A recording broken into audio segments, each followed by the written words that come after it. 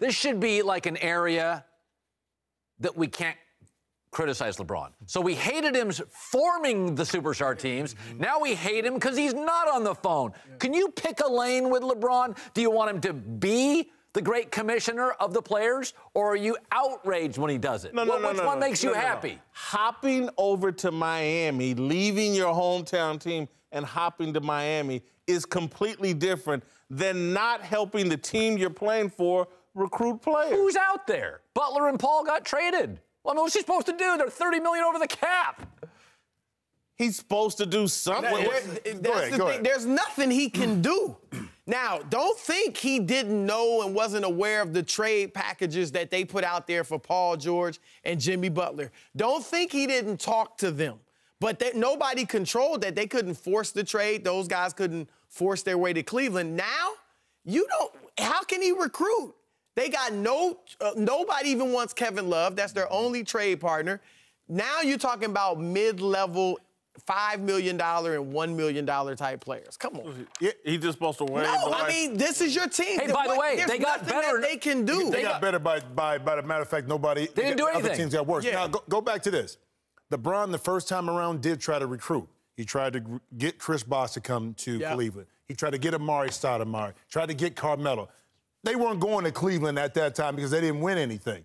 So, but now, think about this, though. The pool in which free agents he really had to choose from that would ultimately propel Cleveland past Golden State this year wasn't a big pool. You had a couple of players that, and inside sources, like they talk about, that Pritchard wasn't going to allow Paul George to stay in the Eastern Conference, let alone go to Cleveland. So he really didn't have a lot to have to go out and sell. As Jimmy brought up, when he recruited Bosh to Cleveland or tried to, even Kevin Love getting him to Cleveland, they had cap room. Like, they could fit those guys in. Their hands are tied, literally, other than a trade. I've listened all season to Colin Cowherd, LeBron James, the most powerful man in all the sports. LeBron James, he's the greatest teammate of all time. LeBron James. Now that there's no solutions out there, easy solutions out there, well, I'm done being team president in general. I'm just a player. And we just supposed to just sit back. How do we know? I've never been a Melo fan. But with the Warriors, Melo at least would force Durant to play some defense. Part of me think LeBron is talking to Carmelo. The story coming out is saying he's not doing nothing. Even the story, though, later on, it said it's hard to believe LeBron's not talking to somebody. When has LeBron not done He's this? going to talk with Carmelo Anthony and Dwayne Wade because they're friends. And obviously, basketball can come up. So we're looking at Chauncey Billups turn down the team president job, and we don't think that has anything to do with him being like, man, LeBron ain't really that interested. I think it has to do more with maybe contractual terms, the same thing that David Griffin had to deal with in regards to dollars, because you're talking about the next 3 years in which LeBron is going to be at the top of the game, and then after that, you really don't know. So if I'm going into that situation, I'm looking at how can I secure my position with A, LeBron being here for the next 3 years, championship run, and B, post that.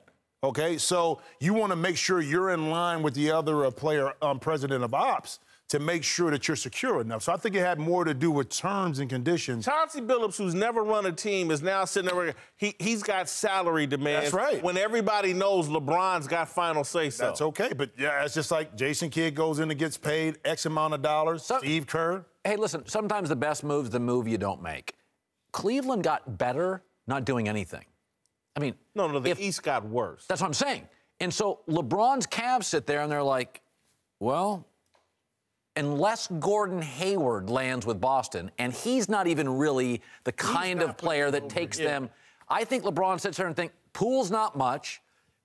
Everybody's leaving the East. We can rest more going into the finals.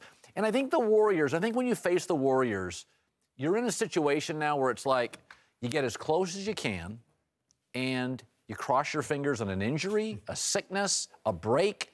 There's nothing they can do to surpass Golden State. They're still a super team. They're the second best team in the league. They've got 3 All-Stars. And when you get to the finals, you say, look, we got the best player in the world.